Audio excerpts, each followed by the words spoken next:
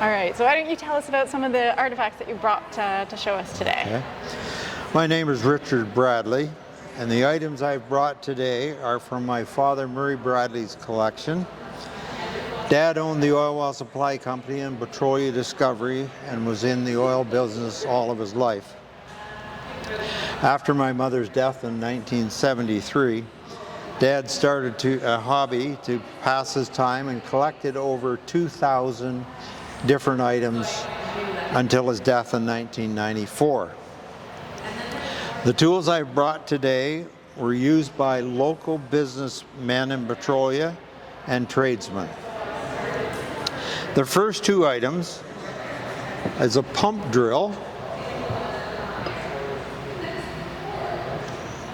and a jeweler's saw owned by A.C. Darling, who was a jeweler in Petrolia around 1900.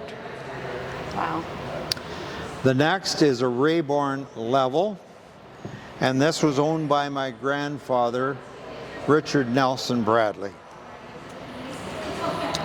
The larger Rayborn level was owned by Fred Bicknell.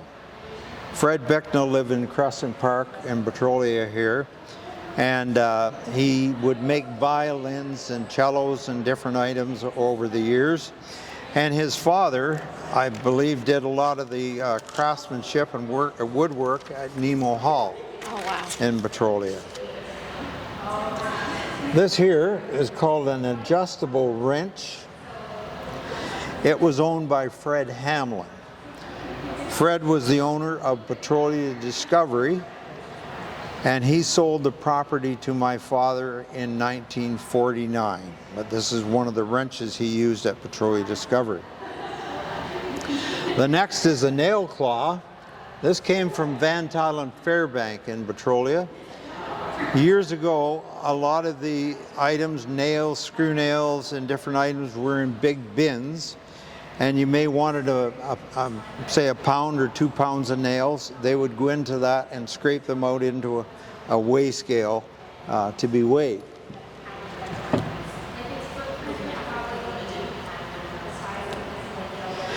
The next is a brass plumb bob.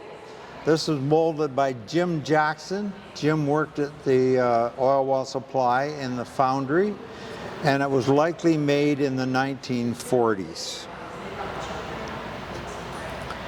The next is called a compass plane, and this was owned by James Whitehead, who was at one time a Petrolia cabinet maker.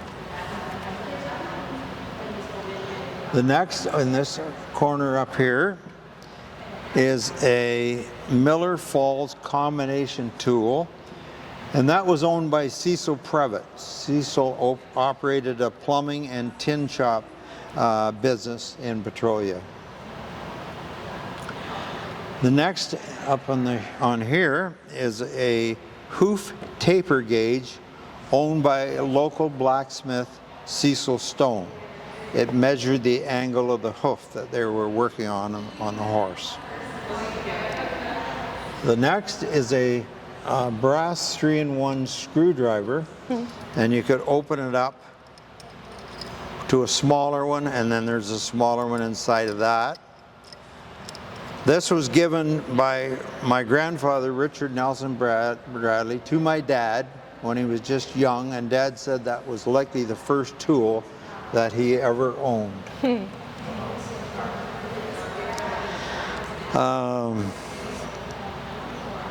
I guess the next thing is a Miller's rabbet plane right here. 1857 it was made, owned my father's grandfather, Edward Bradley, and I brought along a little written story that my dad wrote down about it.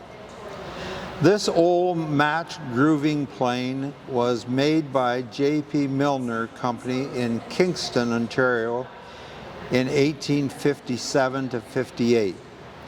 It was owned by my grandfather, Edward Bradley, who was a carpenter from Amberley, Ontario, and later in the Pennsylvania oil fields. In 1896, he moved his family of 7 to a farm and oil property near Petrolia. Since my grandfather was born in 1848, we must assume he acquired the plane from a former owner. In 1930, at the age of 14, I, meaning Murray Bradley, borrowed it from an old tool chest in the blacksmith shop.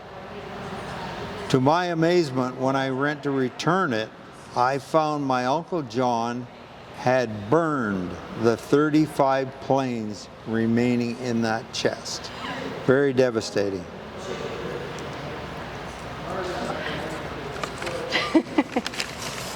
So you can see over the years, Petrolia has hosted some amazing business people and craftsmen.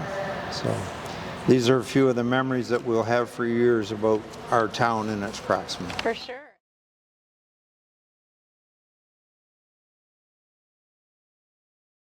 Mayor Loosely, thank you for coming today to show and tell, and please share a few words.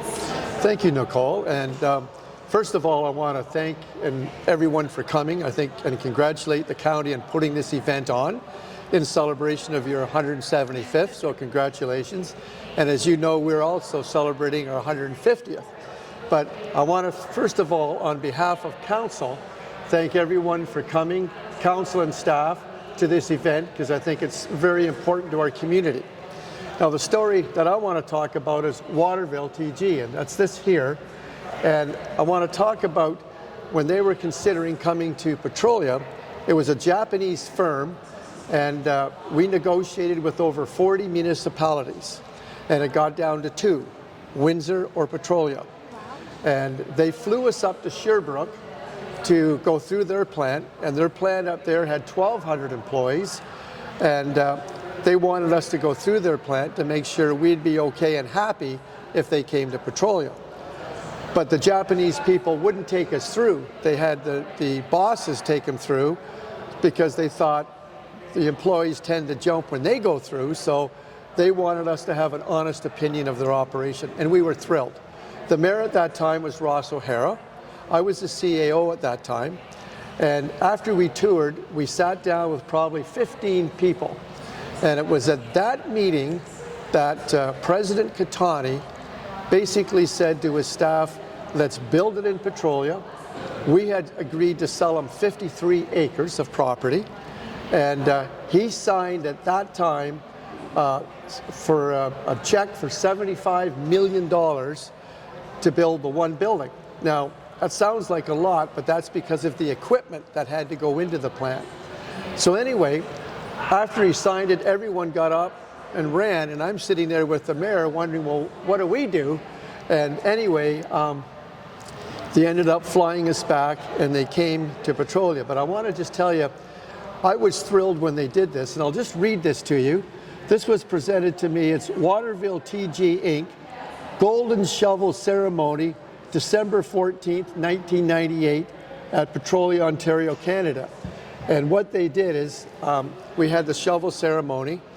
After it was built, and before the one building was built, they said, I want to build another one right beside it, the same thing.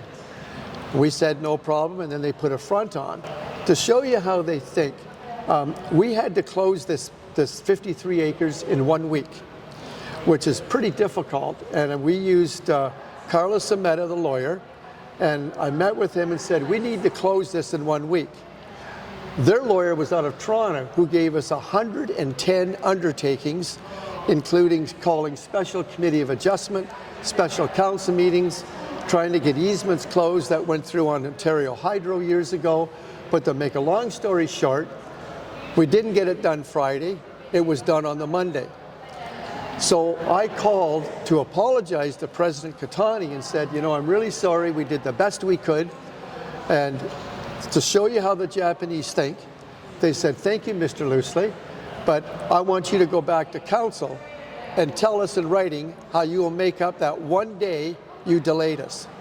So I had to go back to council with razzle-dazzle and say, how are we going to make up this one day? So anyway, they were a pleasure to deal with.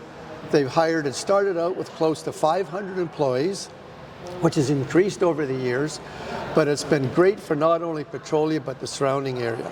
Yeah. So I'll stop there. but he was a wonderful man to deal with. And he would fly from Tokyo to Detroit, take a limousine to Petrolia. We had our meeting. He would limo back and fly home the same day. Oh my gosh. That's how they work. Anyway, I'll stop there. So this has been special to me in the town, and this is what President Catani presented to me when we had the special shovel ceremony. So Thank you. thank you very much. Thank you. Good.